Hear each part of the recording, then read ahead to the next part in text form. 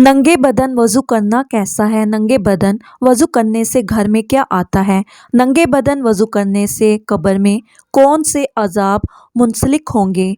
बिस्मिल्लाहिर्रहमानिर्रहीम। अस्सलाम अलैकुम वरहमतुल्लाहि वबरकातुहू।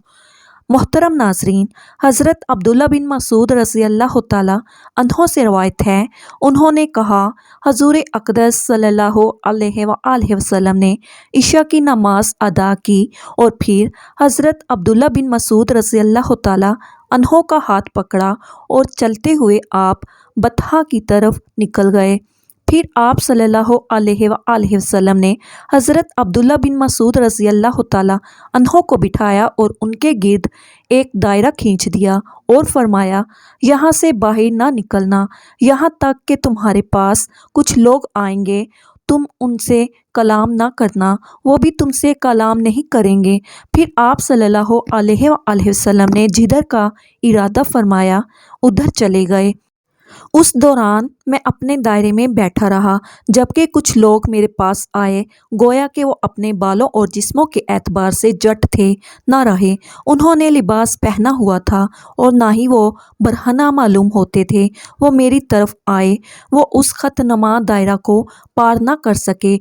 फिर वो हजूर अकरम सल्लल्लाहु अलैहि वसल्लम की तरफ चले गए, यहाँ तक कि रात का आखिरी हिस्सा आ गया। वो लोग वापस ना आए। अलबत्ता हजूर अक़दस सल्लल्लाहु अलैहि वसल्लम मेरे पास तशरीफ़ ले आए, इस हाल में कि मैं बैठा हुआ था। फिर आपने मुझे फरमाया, मैं रात भर सोया नहीं हूँ।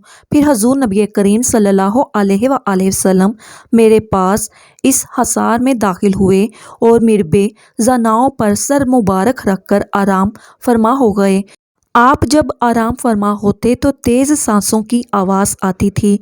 इसी दौरान जब मैं बैठा हुआ था और आप सल्लल्लाहु अलैहि वसल्लम मेरे ज़नाओं पर सर मुबारक रखकर आराम फरमा हो गए, उस दौरान सफ़ेद लिबास में मलबूस कुछ लोग आए। उनके हुस्न व जमाल का आलम तो अल्लाह ताला ही बेहतर जानता है। उनके आने की इंतहा हमारे पास हुई। उनमें से एक ग्रोह हजूर नबी करीम सल्लल्लाहु अलैहि वसल्लम के सर मुबारक की तरफ आकर खड़ा हो गया और एक ग्रोह आपके मुबारक कदमों की तरफ आकर खड़ा हो गया। फिर उन्होंने आपस में कहा, मैंने आज तक कोई भी नबी ऐसा नहीं देखा जितनी अनायत इस नबी पर हुई है। उनकी दोनों आंखें सो जाती हैं लेकिन उनका दिल जागता रहता है। उन्होंने आप सल्लल्लाहु अलैहि वसल्लम की मसाल ये दी है कि जैसे एक सरदार ने लोगों को अपने खाने और पीने की तरफ बुलाया, जिन लोगों ने उनकी दावत कबूल की तो उसका खाना खाया और उसकी सबील से पानी पिया, और जिसने उनकी दावत कबूल ना की तो उसने अजाब पाया। फिर वो लोग चले गए।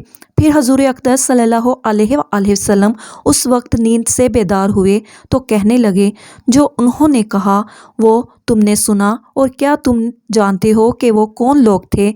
मैं अब्दुल्ला बिन मसूद ने अर्ज़ किया कि अल्लाह ताला और उसके रसूल सल्लल्लाहु अलैहि वसल्लम सबसे ज़्यादा बेहतर जानते हैं।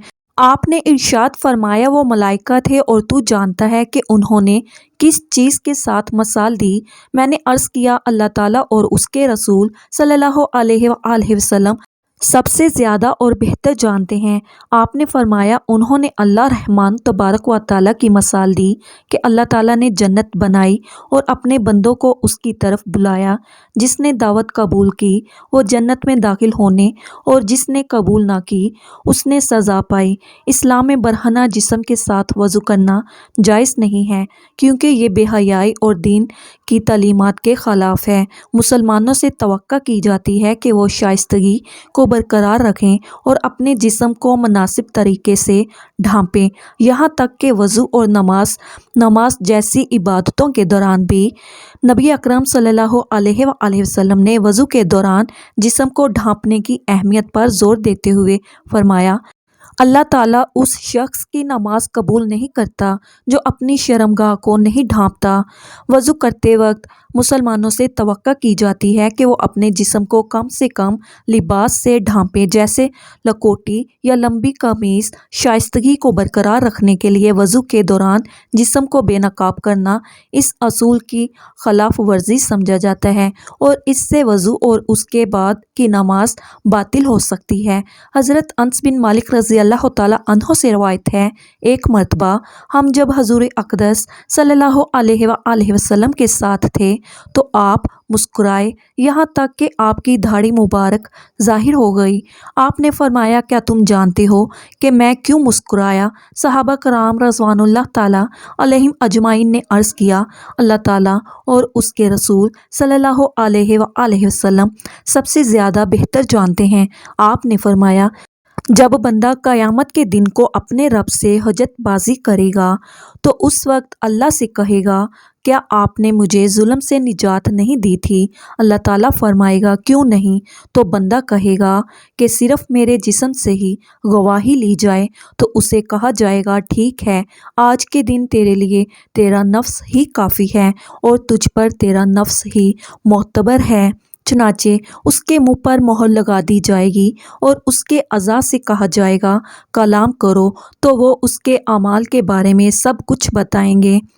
پھر اس کے درمیان اور اس کے کلام کے درمیان سے رکاوٹ ہوگی، جو منہ سے مہر ہٹا دی جائے گی تو وہ اپنے اعضاء سے کہے گا، تم غارت ہو، تمہیں ہی تو بچانے کے لیے میں جگڑ رہا تھا۔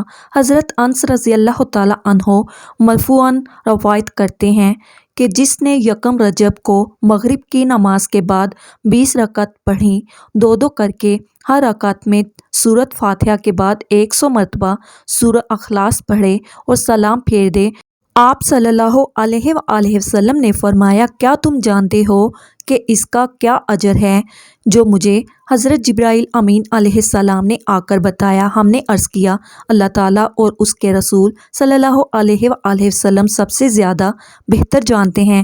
آپ صلی اللہ علیہ وآلہ وسلم نے فرمایا، اللہ تعالیٰ اس کی جان کی اور اس کے گھر والوں کی اور اس کے بچوں کی حفاظت فرمائے گا اور اسے قبر کے عذاب سے محفوظ رکھے گا اور اسے بغیر کسی حساب سے بجلی کی تیزی کے ساتھ پل صراط سے گزار دے گا۔ حضرت انس بن مالک رضی اللہ تعالیٰ عنہ سے روایت ہے، انہوں نے کہا کہ میں حضور اکرم صلی اللہ علیہ وآلہ وسلم کی خدمت میں ایک حلقہ میں بیٹھا ہوا تھا، ایک آدمی کھڑا ہو کر نماز ادا کر رہا تھا۔ چنانچہ جب اس نے رکوع اور سجدہ ادا کر لیا اور تشہد مکمل کر لیا تو اس نے اپنی دعا میں یہ کلمات ادا کیے، یا حیو یا قیوم۔ تو حضور اقدس صلی اللہ علیہ وآلہ وسلم نے اپنے صحابہ کرام رضوان اللہ تعالیٰ علیہم اجمعین سے ارشاد فرمایا، تم جانتے ہو کہ اس نے کس چیز کے ساتھ دعا مانگی ہے؟ صحابہ کرام نے عرض کیا، اللہ تعالیٰ اور اس کے رسول صلی اللہ علیہ وآلہ وسلم سب سے زیادہ بہتر جانتے ہیں۔ آپ نے ارشاد فرمایا، مجھے اس ذات کی قسم جس کے ہاتھ میں میری جان ہے، اس نے اللہ تعالیٰ کے سب سے بڑے نام کے ساتھ دعا کی ہے۔ جب بھی اس نام کے ساتھ دعا کی جائے تو اللہ تعالیٰ قبول فرماتا ہے اور جب بھی اس نام کے ساتھ مانگا جائے تو اللہ تعالیٰ عطا فرماتا ہے۔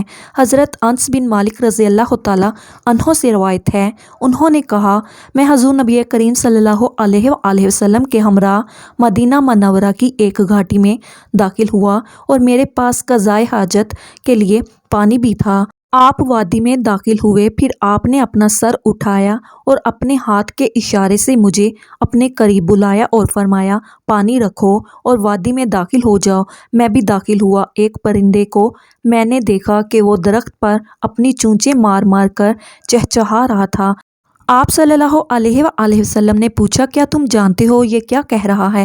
میں نے عرض کیا، اللہ تعالیٰ اور اس کے رسول صلی اللہ علیہ وآلہ وسلم سب سے زیادہ بہتر جانتے ہیں۔ آپ نے فرمایا، وہ کہتا ہے، اے اللہ تو عدل کرتا ہے، ظلم نہیں کرتا اور نہ ہی کوئی چھپانے والا تجھ سے کچھ چھپا سکتا ہے۔ تو نے مجھے پیدا کیا اور درست پیدا کیا اور مجھ سے میری نگاہ روک لی۔ اے اللہ، میں بھوکا ہوں، مجھے کھانا کھلا۔ تو ایک ٹڈی آئی اور اس کی چونچ میں داخل ہو گئی تو اس نے اپنا منہ بند کر لیا۔ پھر وہ اپنی چونچ مارنے لگا۔ آپ صلی اللہ علیہ وآلہ وسلم نے فرمایا، کیا تو جانتا ہے کہ یہ اب کیا کہہ رہا ہے؟ میں نے عرض کیا، اللہ تعالیٰ اور اس کے رسول صلی اللہ علیہ وآلہ وسلم سب سے زیادہ بہتر جانتے ہیں۔ آپ نے ارشاد فرمایا، وہ کہتا ہے جو اللہ تعالیٰ پر بھروسہ رکھتا ہے اللہ تعالیٰ اسے نہیں بھولتا، اور جو اللہ تعالیٰ کو بھول گیا اس نے خطا کی، اس دن کے بعد وہ مایوس ہو گیا۔ رزق بذات خود اپنے تلاش کرنے والے سے زیادہ اسے تلاش کرتا ہے۔ حضور صلی اللہ علیہ وآلہ وسلم نے فرمایا، اللہ تعالیٰ تجھے ہدایت عطا فرمائے اور ہم سب مسلمانوں کا خاتمہ بالخیر ایمان پر فرمائے، آمین یا رب العالمین۔ محترم ناظرین، کمنٹ باکس میں اللہ تعالیٰ کے 99 ناموں میں سے ایک نام ضرور ٹائپ کیجیے گا۔ شکریہ، اللہ حافظ۔